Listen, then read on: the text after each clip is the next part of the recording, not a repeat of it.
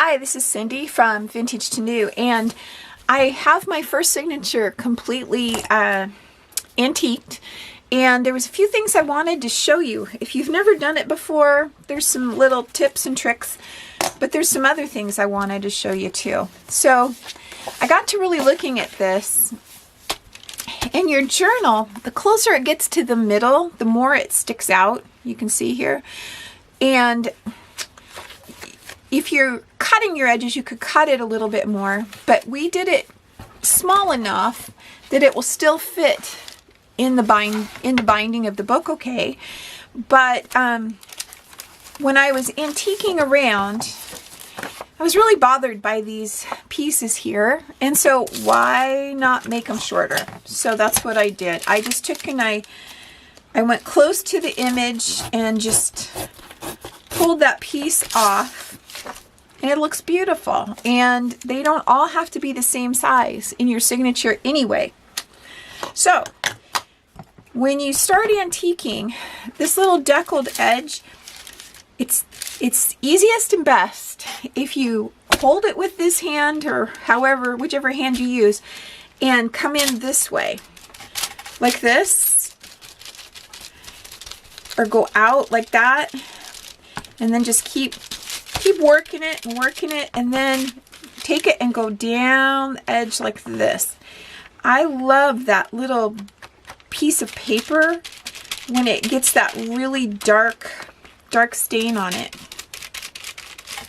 All right, and you just keep working your way around.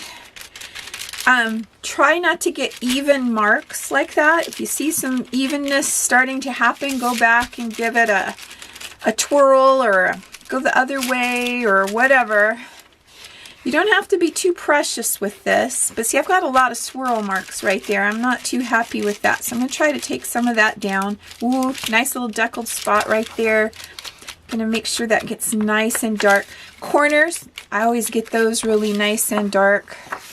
So anyway, this is just our first go through, and as we work on our book, we'll probably add more antiquing and stuff where we see that we want it, but this is just our first go around, trying to make it look ready to get started to work on it. And I thought you'd appreciate seeing that, and especially that I took those extra little white pieces off. You could just antique them if you want to, but I thought, why not just take them off? It looks really good. So do the same on this side. So, and then I wanted to point out the way that I did these, this and the center one. I put a drop shadow here to make it look like this is sitting on top of that. So kind of keep that in mind when you're doing your antiquing, that it's supposed to be two different pieces, and give this just a little bit around the edge too, because this would be sitting on top of that. It just makes it look more real, pops out just a little bit more, which is kind of fun. Did you notice the Paris postage stamp right there? These were real postcards. So probably 1917 to 1918 for that one. You can't read the date on it.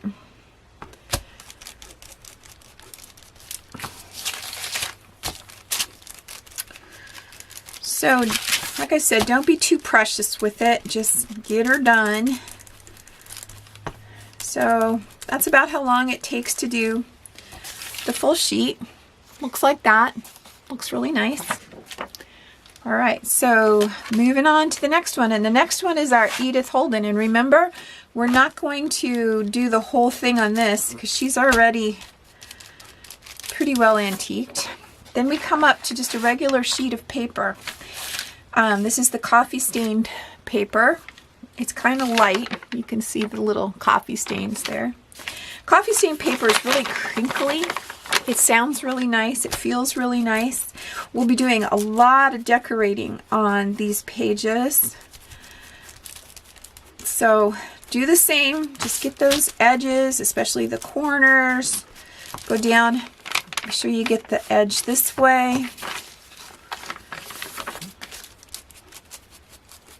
My little sponge has seen better days, but it's all right. And using this sponge, unless you're really careful with it, it does get on your fingers. It eventually washes off, so if you're really precious about your manicure or something like that, they do make little, Tim Holtz has little brushes, little foam pad brushes that you can use. You can see other people using those, but I'm not too precious about my manicure. By the time you work in the garden, by the time you do all the other things I do, I never have beautiful fingernails. I do like them to look clean, so I do work on getting it cleaned off, but by the time you do the dishes or some other stuff, 99% of this color comes off. Okay, and if you're like me, you don't have just a leisurely amount of time. Whenever you go to do something in your craft room, you got to get down to business, get it done and move on, because you've got other things that you're in the middle of doing. So, and you can antique the envelope too. I had already done the page of the dictionary. Now we're back up to another one of these. So we're gonna rip it off.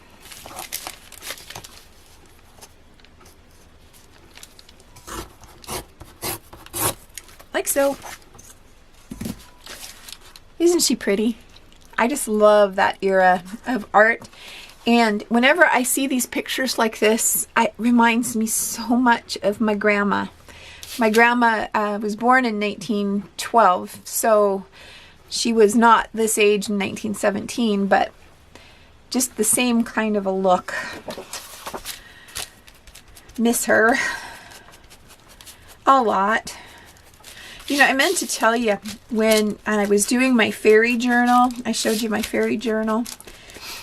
I think part of the reasons I love fairies so much, I don't think I mentioned this in the video. She lived in North Bend, Oregon, which is right on the bay.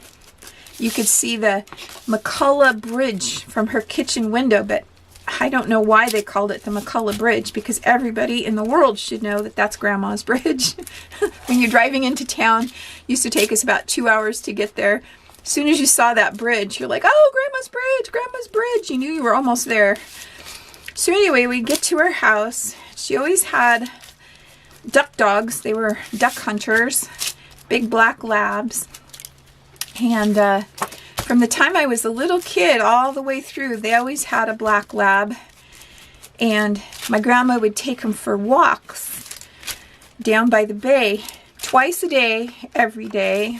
And I would go spend the week in the summer. And I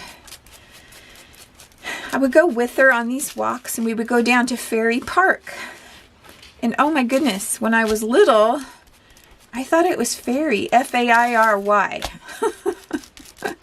Grandma did not point out to me that it was not F-A-I-R-Y. It wasn't until I learned to read and was much older and I saw the sign at the park that it was F-E-R-R-Y, Ferry Park. So I was really disappointed. But I think that's part of the reasons that I just absolutely love fairies. The old fairies. The cute ones with the cute little sentiments and wishes. Okay, so there she is. There's another one done. So let me see. I think, oh, the other one that's different is this one. And so it did print crooked. I'm pretty sure it was lined up digitally, but it did print crooked. Where's my ruler? Okay. I'm the only person that can be sitting in one spot and lose her ruler and lose her scissors. I don't know. It's quite a talent. All right, so I'm going to rip off a little bit more of that, which ripped off some of that, but that's okay. It's just to look pretty anyway. So this one, same thing. We're just going to go around the edges, getting all that white. Even though this is dark, your edge will be white because the paper's white in the center. So go ahead and work that in and see where it's printed here to look like a little defect in the paper. It's printed. If you hit that with some antiquing stuff, it makes it look even more real. So, and then look at the top of that page. I printed it like that. So hit that with some in this corner. And that'll look like a really old, torn up book. And then go ahead and hit this center down here because you don't want to have any of that white showing or light showing in your book. So just, like I said, don't be too precious with it. Just keep it going until you get all the edges done.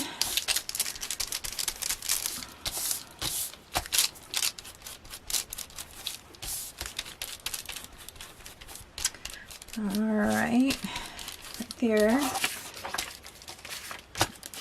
Do the center here a little bit. Okay, so I'm going to continue working on all of these. I don't think there's anything else that's different in any of these. So, yep, that's all the same old routine. So this was a short video today, but I hope that you have enjoyed it, and I hope that your junk journal's coming right along. So until next time, this was Cindy from Vintage to New.